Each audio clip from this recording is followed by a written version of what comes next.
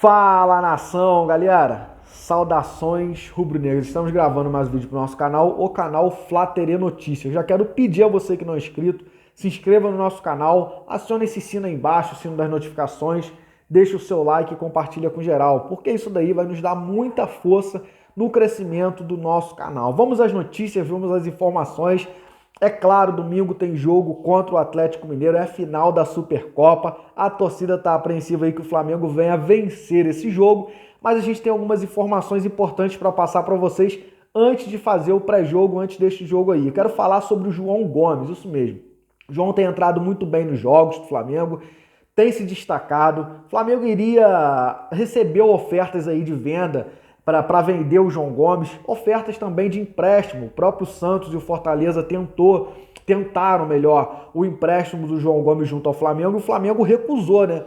Mas recusou porque o técnico Paulo Souza vetou a saída do João Gomes. O João tem se destacado muito, ainda mais nesses últimos jogos, onde a gente está tendo alguns desfalques aí por causa de lesão. No caso, a gente tem o Thiago Maia, que se machucou no treino, numa dividida com o Davi Luiz, e o João tem se destacado muito. Quero eu acreditar que depois desse último jogo que o João fez, e a gente tendo problemas com o Andreas Pereira, que seria um titular da posição, mas o Andreas Pereira não está nada bem psicologicamente, o emocional do Andreas ainda anda muito abalado, cara. Um jogo pequeno de campeonato carioca contra o Madureira, e o Andreas muito irritado dentro de campo, poderia ter sido expulso em um jogo desse tão fraco, mas o João vem se destacando. O Ilharão também se destacou no último jogo, dando uma assistência e fazendo gol. Eu acredito que o Paulo Souza possa começar o jogo aí com o meio de campo formado por o Ilharão e João Gomes. O João tá saindo na frente aí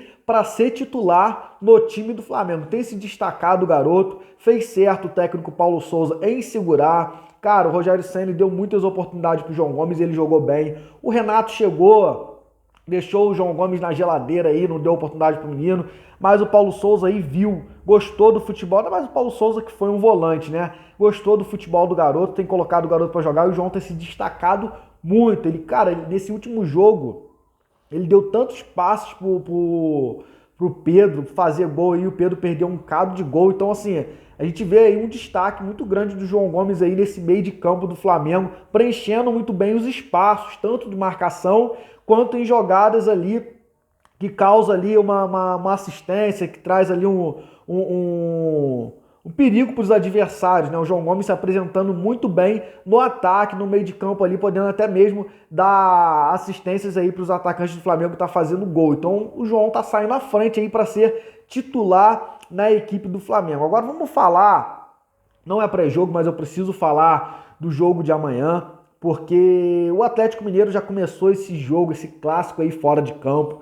Desde o dia que a CBF queria marcar o jogo, estava esperando o Atlético Mineiro resolver se ia jogar em Brasília ou em São Paulo. E foi enrolando. E o Rodrigo Caetano deu entrevista e falou que o jogo teria que ser em Minas, porque o Atlético foi campeão da Copa do Brasil e do Campeonato Brasileiro. A gente sabe que é uma final, é jogo único, e no caso seria um campo neutro. E os caras estavam cheios de gracinha lá para marcar o jogo. E depois que a CBF marcou esse jogo com o Cuiabá, o Flamengo reservou lá na Arena Pantanal, o Flamengo reservou o melhor hotel, e o Atlético Mineiro alegou que não tinha lugar para ficar e não tinha lugar para treinar. E pelas regras da CBF, teriam que chegar 3 dias antes no local onde aconteceria o jogo, né? E o Atlético Mineiro simplesmente disse que não iria. Cara, a CBF acatou aí esse pedido do Atlético Mineiro e deixou o Atlético Mineiro só chegar na véspera do jogo no sábado. O Flamengo, é claro que aproveitou dessa situação para ficar no Rio também treinando e não cansar os jogadores com viagem. Mas o interessante é que o que o Atlético Mineiro fez e a CBF ter acatado esse pedido aí do Atlético Mineiro. Então, assim, o jogo, afinal, já começou. Começou fora de campo e começou muito bem para o Atlético Mineiro, que vem pressionando a CBF aí, vem pressionando até mesmo os árbitros para a final desse jogo, porque os caras já começaram ganhando fora de campo, né? Conseguiram bater de frente com a CBF aí e poder chegar 3 dias, não chegar com os 3 dias de antecedência lá no local onde vai ser o jogo. E o Flamengo, é claro, aproveitou da situação para ficar no Rio, mas lembrando que isso aí foi uma foi quando o Atlético Mineiro bateu de frente com a CBF e a CBF acatou aí esse pedido do Atlético Mineiro. Então o clássico já começou fora de campo. E o que tem me intrigado um pouco é a diretoria do Flamengo não estar se posicionando como a diretoria do Atlético Mineiro tem se posicionado. Marcos Braz e Bruno Spindel estavam viajando, estavam na Europa para fechar contratações, o famoso mochilão, mas vieram com a mochila vazia, sem contratação nenhuma. E não se posicionaram, não deram entrevista no aeroporto, e não atenderam os repórteres que estavam no aeroporto esperando aí a chegada do Marcos Braz e do Spindel. E a gente está sem notícias, sem informações sobre essas contratações que eles foram na Europa. Até agora eles não falaram nada. A informação que a gente tem é que logo após a Supercopa, principalmente caso ocorra uma derrota do Flamengo, coisa que eu acredito que não vai acontecer, o Flamengo pode estar anunciando algumas contratações aí, eu acredito que até mesmo para poder tapar um pouco essa situação que caso aconteça uma derrota. Algo que eu falo aqui com vocês que eu sei que não vai acontecer, o Flamengo vai ser campeão amanhã em cima do Atlético Mineiro. E a diretoria do Flamengo não tem se posicionado e tem a informação, saiu a informação que há um embate entre a diretoria do Flamengo por causa da compra do Andreas Pereira, e o Andreas pode sim estar voltando para a Inglaterra.